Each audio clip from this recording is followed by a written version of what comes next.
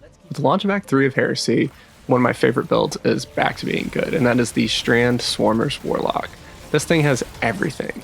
It has made Tangles the absolute ultimate Strand thing, because they can do every single verb at once. They can sever, they can suspend, they can unravel, they can summon 2 Threadlings, and they can create wells of woven mail for you and your team.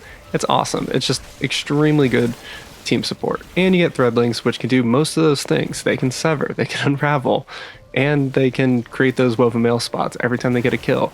A very short cooldown. It's great. You can just churn through these enemies. You don't have to run the woven mail aspect anymore, but you get woven mail pretty consistently. And it's just great. The survivability is much better, and it's really feeling good. You can see in the gameplay here, just churning through a Legend campaign mission. This is 15 power level under. I'm using Barrow Dyad, which is also still very good, especially for Strand builds. And it's just wrecking these enemies. Playing a little bit of Ring Around the Rosie with this guy. Burn him down. And just working through all these enemies. You do still have to play a little bit carefully. There's not a lot of healing on Strand, but the damage resistance, the crowd control, and the Sever just do a lot of work. You can see here, there's this mini boss enemy, and we're just going to wipe him out just with our primary pretty easily. That sounds good to you? Let's get into it. I'm Engineer.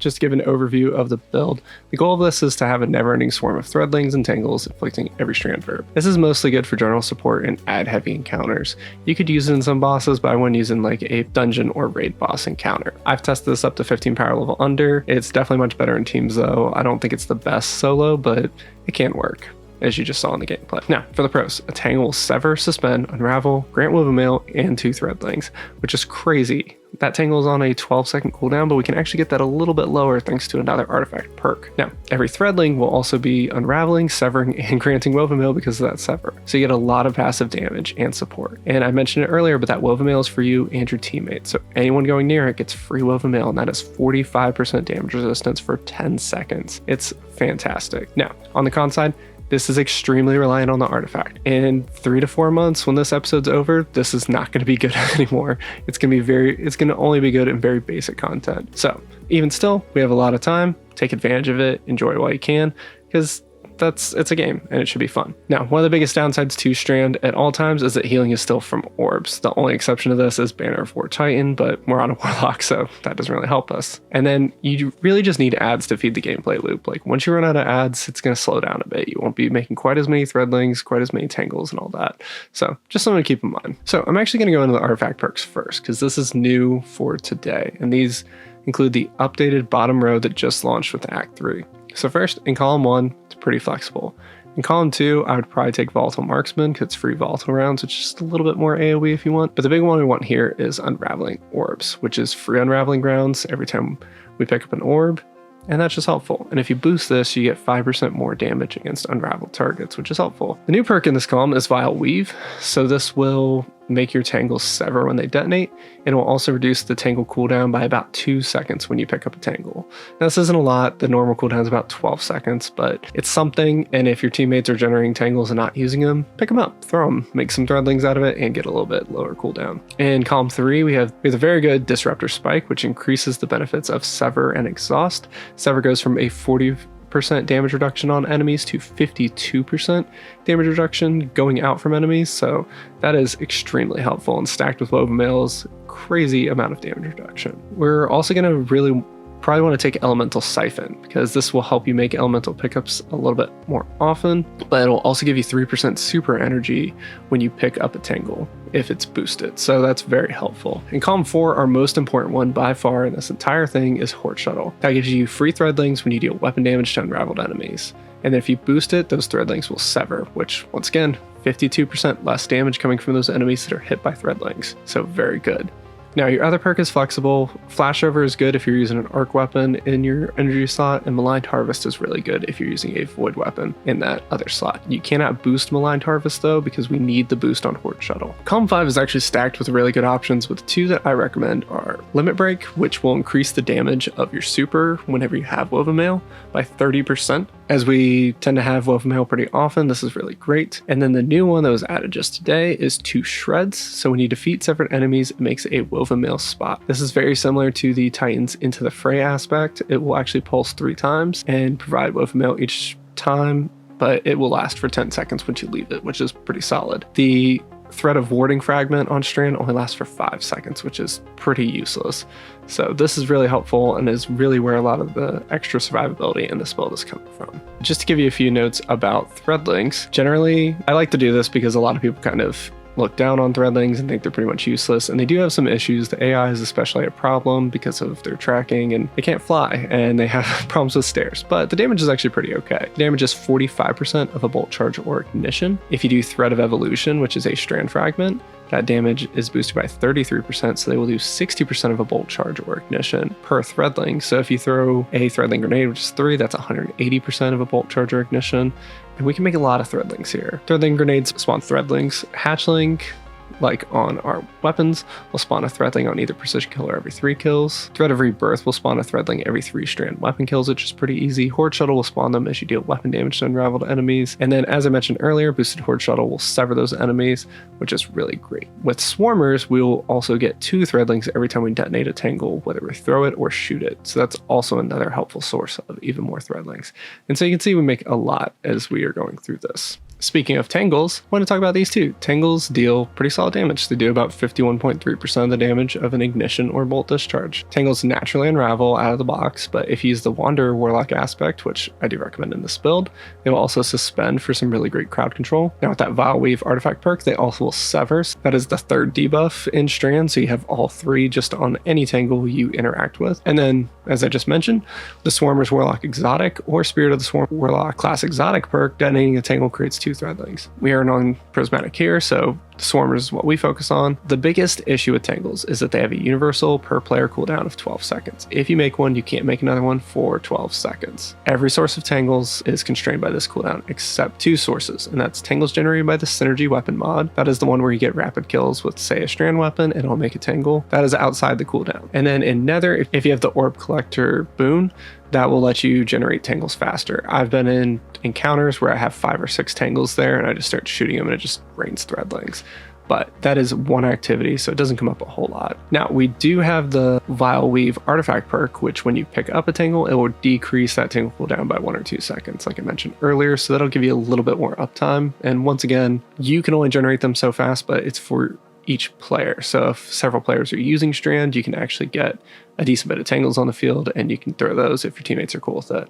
But do coordinate with them, because people don't like when you steal their Tangles. Mentioned it a couple times now, but let's talk about the exotic Swarmers. This requires Lightfall, and you can get it from Vex, Strike Force, or Rahul's Precision Focusing. Pretty simple exotic. When you destroy a Tangle, spawns 2 Threadlings, and then all your Threadlings inflict Unravel. That's pretty much it. Unravel is pretty easy to get generally, but this puts it just in a lot more places. It makes it pretty much blanket the entire field because of how many Threadlings you can generate. And the Tangle bit is generally not super well liked, but with how much we're leaning into Threadlings on this, it's pretty nice. On our aspects and abilities, first aspect is Weaver's Call. This has 2 fragment slots, and it will generate 3 Threadlings whenever you use your class ability, and will also deploy all perch Threadlings. And then as you get strand weapon kills, it will give you more perch Threadlings. So roughly every 3 kills, you will get a Threadling perched on you that will be sent back out as you shoot. And this can be weapon ability damage. So say you throw Threadlings out and they kill 3 enemies, that makes another Threadling. So it just kind of self-sustaining as long as you build fully into Strand. Now, our second aspect, as mentioned earlier, is the Wanderer. This makes the Tangle emit a suspending burst, which is really helpful, but also the Tangles will seek and they aren't affected by gravity when you throw them, so they can get very, very far. And the last benefit is that Threadling kills will now spawn a Tangle, but this is also on the universal Tangle cooldown, so it's not really providing that much benefit because the entire field is already debuffed and you already be spawning a lot of Tangles. Now for our abilities, Needle Storm's all we got, but it's really good and will spawn more Threadlings, so that's great. Our grenade obviously is Threadling Grenade. It has a 62.5% flat gain factor, a little bit lower cooldown than we'd like, but it is really solid, and as mentioned earlier, does good damage. Our melee is Arcane Needle, and that is one of our lower focuses, but it is also some free unravel, and if you have weak enemies, you can hit them with it, and it will spawn a Tangle immediately because it immediately unravels and kills them, and that can be helpful for starting a fight. Lastly, for our Rift, we want to take Healing Rift. We don't have a lot of sources of healing, so it's going to be extremely vital in some situations to get our health back. Moving over to our Fragments, we have 4 Fragment slots, because 2 + 2 = 4. I'm an engineer, trust me.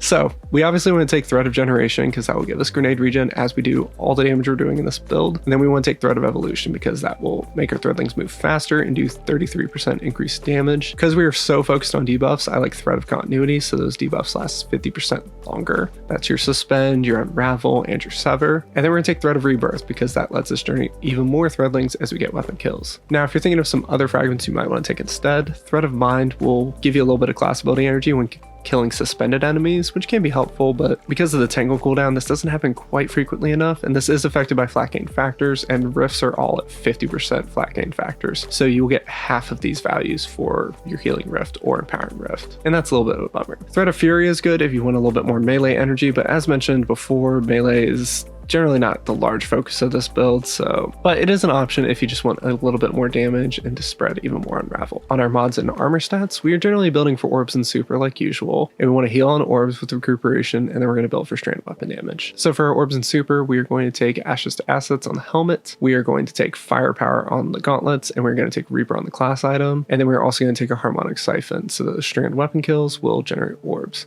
So will our grenades and our weapon kills after doing our class ability. To make those strand weapon surges work, we need to take a time dilation on the class item, and then just for a little bit of quality of life, I take Powerful Attraction, but that's pretty flexible. I also have here the Gauntlet mod that will generate class ability energy when we use our grenades, so just help out with that rift regen a little bit. And I also have impact induction, so the melees generate a little bit of grenade energy as well. So just trying to synergize through those abilities a little bit. And I've got a heavy ammo finder here, but this slot's really flexible. You can put whatever you want here. You can put a hands on if you wanted to, or just whatever you feel like. On the stat side, want to max out resilience, want to max out discipline, and then get as much recovery as you can and as much strength as you can. And then lastly, intellect needs to go to 30 so we don't take a super regen penalty. Talking about weapons, I absolutely recommend Barrow Dyad here. If you've watched some of my recent videos, you've probably seen Barrow Dyad a couple times now, and it's just extremely good. It's probably the strongest strand primary right now, and it can get the Hatchling Catalyst perk. If you don't have this, any really solid strand primary that has Hatchling will do. That'll help a lot, and you can equip that Synergy mod so that you can generate Tangles a little bit more frequently. I like Unloved from the Sundered Doctrine dungeon, Better Devils from the Crucible playlist. Outside of that, there's not a lot of strand weapons out there that have Hatchling, which is a little bit unfortunate, but we have a couple Pulses, a couple Scouts, maybe you got a Terrazippos from Guardian Games, but whatever you want to use, just try them out. This build is pretty active though, so I generally like Barrow Dyad. Now, why do I like it? It does really great damage. As you shoot, you build up blighted rounds, and then you reload and load them and shoot them out, and they do really good damage, and you saw that in the earlier gameplay. The big thing that makes this good, because I didn't like it when it first came out, is the Path of Ambition. You unlock this by going through the Heresy story, and you get to it about in the Act 2 story, and it just gives a different mode that's more focused on single target damage. So it charges faster when shooting at a single target, and it will do more damage to them. This is a craftable exotic, so you can see exactly what I have crafted over here on the right. Big things here is I wanted to control recoil and make sure the reload time is as good as possible, and then boost the stability just a little bit. So do what works for you, but that's what worked for me. Now for other weapons, I recommend using a strand heavy because we're using strand weapon surges, but beyond that, I would probably use either a arc special weapon or a void weapon. I've used Rolling Storm Psychopomp, so you can get some bolt charge in here, but the stabilizing rounds Lotus Eater can also add some volatile just for more explosions on the field. Now, I just want to show off some gameplay from this week's Nightfall, which is Scarlet Keep.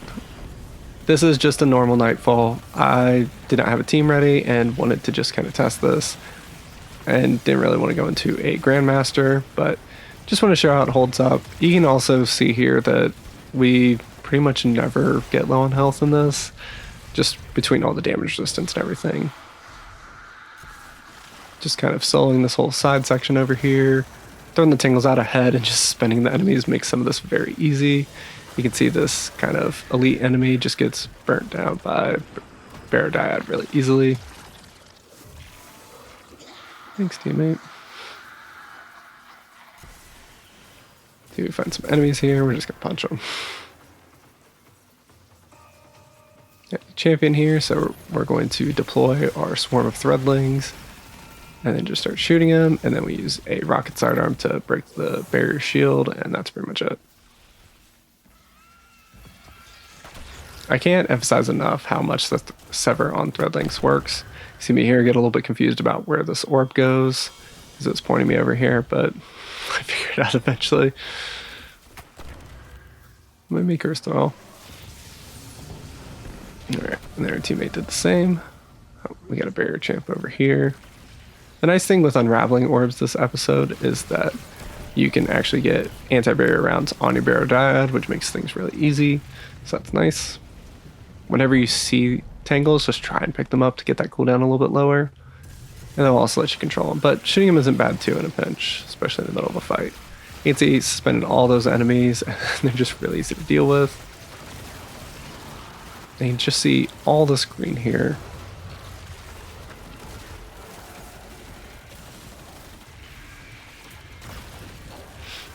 You can just kind of air throw the hatchling into a crowd of enemies, and then by the time you get up here, there's nothing left.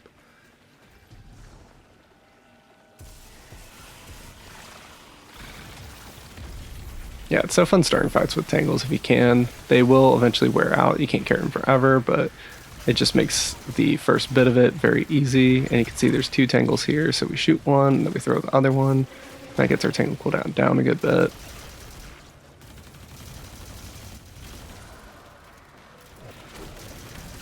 We got another barrier champ here. A lot of champions in this Nightfall. You just tap them with the rocket sidearm to break that shield. And then all the different damage just wears them down. Now, I'm going to skip ahead a little bit to the boss fight. So you see we come up the elevator here and take out these 2 wizards. 2 teammates are teaming up on the other one, but I've got Barrow Dyad to take out the other one by myself. Just grab that Tangle and back up a little bit. Yeah, Sever is fantastic, whether it's from your Tangles or your Threadlings, because it's just on boss encounters, because it's just 52% less damage from that boss, which is just crazy and very helpful. Makes every boss encounter a lot easier, and keep pretty good uptime on it too.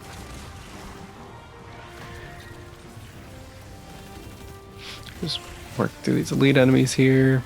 See, we're just taking a lot of fire, but we have Woven Mail up, so that's a 45% damage resistance, and it's just not really feeling it.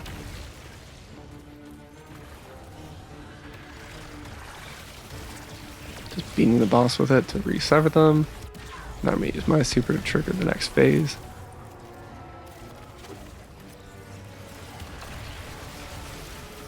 You get to witness me get very close to death because I didn't bring an unstoppable weapon. So I didn't plan ahead very well. So I'm just going to be running from this ogre for a moment. See, I'm very low on health. It's kind of distracted.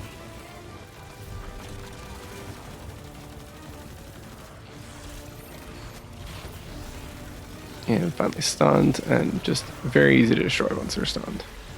Okay, our team up, and then this will just be over right away. Once again, keeping that Sever up just to make our lives easier. And then boom, that's it.